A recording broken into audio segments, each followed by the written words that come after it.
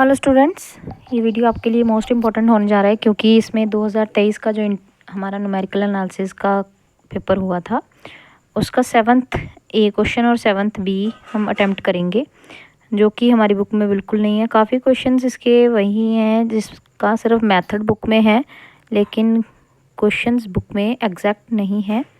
तो देखते हैं। सबसे पहला जो ये 7th ए क्वेश्चन है, ये डबल इंटीग्रेशन का है। Chapter numerical integration chapter number 5th है हमारी बुक का, और उसमें से last topic numerical double integration, उसमें से क्वेश्चन डाला गया है डबल ट्रेपेजॉइडल का। ठीक है, तो सिंपल ट्रेपेजॉइडल क्या होता था, first term plus last term 2 times middle term. Concept यहाँ पे भी वही है, लेकिन थोड़ा समझने में दिक्कत होती है। इसमें 2 मल्टीप्लाई किसके साथ करते हैं तो वो बच्चों को कम ही समझ में आता है। ठीक है, तो मैं इसमें डिटेल से समझाऊंगी, ध्यान से समझने की कोशिश कीजिएगा। तो सबसे पहले उन्होंने बोला डबल इंटीग्रेशन है 0 से π/2, 0 से π/2 लिमिट्स दे रखी हैं। इसको ए बोलते हैं। ये हमारा ए होता है, ये बी होता है, ये सी और ये डी होता है। ठीक है, तो क्योंकि 2 वेरिएबल हैं एक्स और वाई, तो 2 ही डबल लिमिट्स आएंगी, डबल ही इंटीग्रेशन होंगी। ये साइन एक्स प्लस वाई, ये मेरा इंटीग्रेंड जो है जिसकी इंटीग्रेशन होनी है, तो वो मेरा फंक्शन बोला जाता है f(x,y). ठीक है, इसको लेट कर लूँगी f(x,y), that is function of x,y। dx dy और ट्रेपेजॉइडल से सॉल्व करना है। और ये गिवन है मुझे h और k की वैल्यू कितनी है, π/4। ठीक है, अगर हमारी h और k की वैल्यू π/4 है तो ये फॉर्मूला है h का b माइनस a। मैंने पहले बताया है b कौन है, अपर लिमिट, लोअर लिमिट को a बोला जाता है, अंदर वाली लिमिट को। तो b minus a by n करूँगी तो h मिलता है मुझे। h की जगह पे मैंने π/4 रखा और b की जगह पे b की वैल्यू, a की जगह पे a की वैल्यू रखी, तो n की वैल्यू आपको मिल जाएगी कि π/2 माइनस 0 को कितने पोर्शन में डिवाइड करूँ कि मुझे π/4 मिल जाए। π/2 माइनस 0 को 2 पोर्शन में डिवाइड करूँ, मतलब 2 से डिवाइड करूँगी तभी मुझे π/4 मिलेगा। तो आप इसको इधर ले आओ, n की वैल्यू इधर रख के n सॉल्व करोगे तो वो 2 आ जाएगा। इसी तरह से आप m सॉल्व करोगे, m का मतलब होता है, m का मतलब है c d minus C bye, ठीक है, k। तो मतलब k का मतलब होता है, हम k का फॉर्मूला याद रखते हैं, d minus C bye m। तो इसी से m का फॉर्मूला बनाया गया है, that is d minus C by k। इसको इधर भेज दिया, इसको इधर भेज दिया। c और d क्या चीज़ है, ये हमारी अपर वाली d होती है और नीचे वाली c होती है। तो मैंने यहाँ से, अगर आप इन वैल्यूज़ को सेम इसी तरह से सॉल्व करो तो k की वैल्यू π/4 रखोगे तो आपको m की वैल्यू भी क्या मिलेगी, m की वैल्यू भी 2 मिलेगी। तो यहाँ से m और n की वैल्यूज़ 2 निकाली मैंने, h k का पता चल गया। m जो है वो h के लिए काम करेगा, मतलब x के लिए, और y जो हमारा n है वो k मतलब y के लिए काम करेगा। तो मतलब x y लोअर लिमिट कहाँ से शुरू हो रही है, दोनों की 0 0 से। तो मैंने x और y को 0 0 रखा, इसमें मैंने ऐड किया, x में ऐड करना होता है h और y में ऐड करना होता है k। ठीक है, जब मैंने जब मैंने x में, जो कि इनिशियल वैल्यू 0 है, उसमें h को ऐड किया, h ऐड करूँगी तो ये 0 प्लस π/4 दैट इज़ π/4। अगेन π/4 में फिर से π/4 ऐड किया, तब जाके कहीं π/2 बना, जो कि इसकी अपर लिमिट है ना। अगेन सिमिलरली y के लिए 0 से π/2 है, तो y की इनिशियल वैल्यू यानी कि 0, इसमें मैंने जब k ऐड किया तो k ऐड करा तो 0 प्लस π/4 मतलब π/4। अगेन इसमें फिर से k ऐड करूँगी, तो ऐड करती जाऊँगी k, इसमें फिर से k ऐड किया तो क्या बन गया, π/2। जब तक हमारे पास अपर लिमिट ना आ जाए, इसकी लोअर इससे अपर तक ना बन जाए टेबल में, तब तक इसको नहीं ऐड करते जाना है। ठीक है, अब अपर लिमिट बन गई। अब ये है, इसका फॉर्मूला ध्यान से समझना है आपने, फॉर्मूला समझने में दिक्कत होती है। जब सिंगल ट्रेपेजॉइडल करते थे तो वहाँ पे h/2 होता था, है ना। तो यहाँ पे डबल है तो h/2 k/2, तो मिलके क्या बन जाएगा, hk/4। अब आप इसको ध्यान से समझना थोड़ा, ये जो पूरी की पूरी एक्सप्रेशन है, ये अगर समझ में आ गई तो मतलब क्वेश्चन तो बिल्कुल कुछ बचा ही नहीं फिर। सबसे पहले ये टेबल बनाना आना चाहिए, जो कि मैंने सिखाया है पहले। अब इसको कैसे सॉल्व करना है, तो ट्रेपेजॉइडल को हम ऐसे लिखते थे, ट्रेपेजॉइडल का मतलब होता था first term plus last term plus 2 times middle term. ठीक है ना, और बाहर होता था h/2, सिंगल वाले में की बात कर रही हूँ मैं। अब डबल वाले में कैसे होगा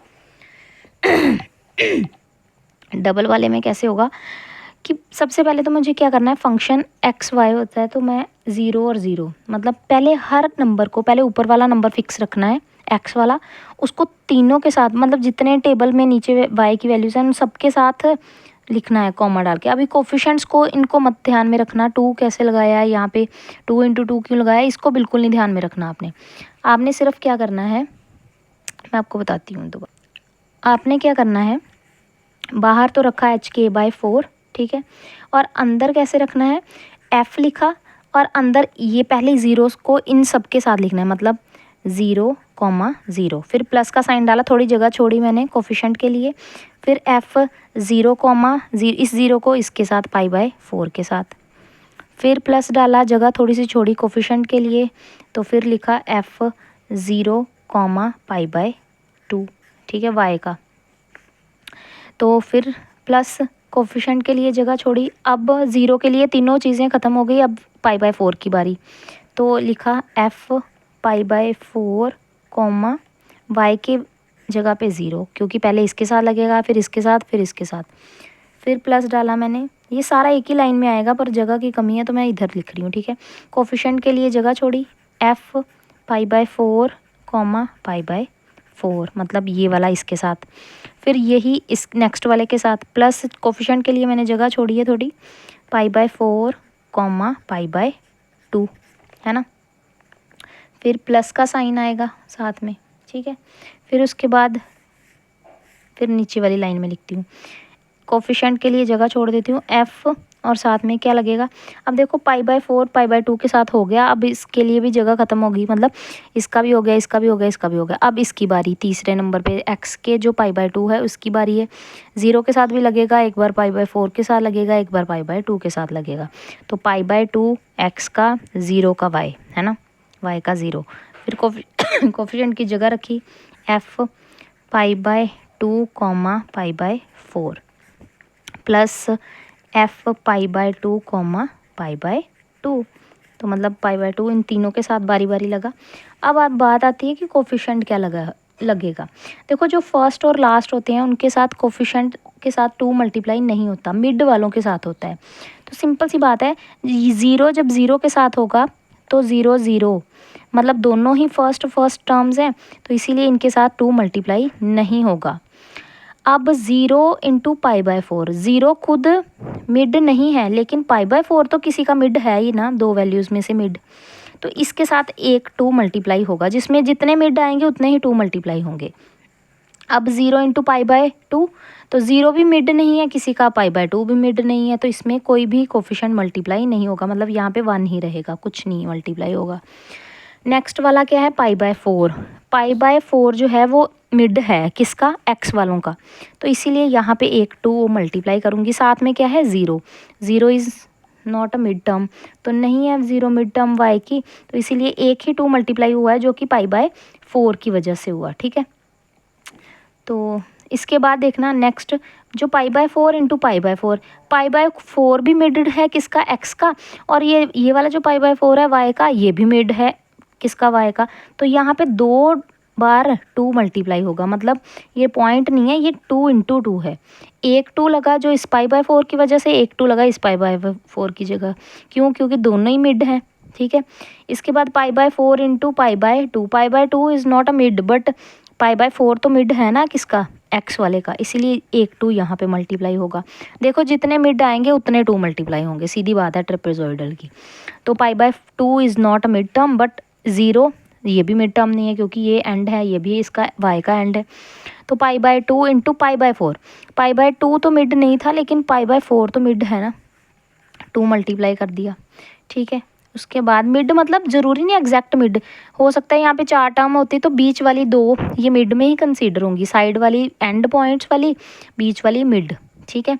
तो जहाँ मिड वाली आएंगी वहाँ पे 2 मल्टीप्लाई होंगे, तो ये मिड नहीं था लेकिन ये मिड था, तो एक 2 मल्टीप्लाई हो गया। π/2 दोनों ही एंड हैं, तो इसीलिए यहाँ पे 2 मल्टीप्लाई नहीं होगा। बस इस तरह से जैसे वैल्यूज़ लिखी हैं यही वैल्यूज़ यहाँ पे अरेंज की है, जहाँ पे जगह छोड़ी है इसका मतलब ये जगह ऐसे ही नहीं छूटी, प्लस के बाद ये सारी चीज़ है, ठीक है। तो इसके बाद मैंने कुछ नहीं, एच की वैल्यू के की वैल्यूज़ पुट की। F00 का मतलब F(x,y) का मतलब है साइन x प्लस वाई, ठीक है। तो F00 का मतलब है साइन 0 प्लस 0, ठीक है। 2 times sine 0 plus π/4, again 0 plus π/2 sine में, ठीक है। 2 टाइम्स F π/4 0 मतलब 2 टाइम्स साइन π/4 प्लस 0, तो मतलब π/4। इस तरह से ये सारी वैल्यूज़ यहाँ पे x प्लस वाई करके साइन में पुट करके लिखी गई हैं। ये इसमें से आई, ये वाली यहाँ से, ये यहाँ है, ये वाली यहाँ है, ठीक है। π/2 plus π/2 that is sine pi, sine pi होता है 0। तो ये सारी वैल्यूज़ मैंने आपको पता होनी चाहिए। साइन 0 0 होता है, 2 टाइम्स साइन π/4 मतलब 1/√2।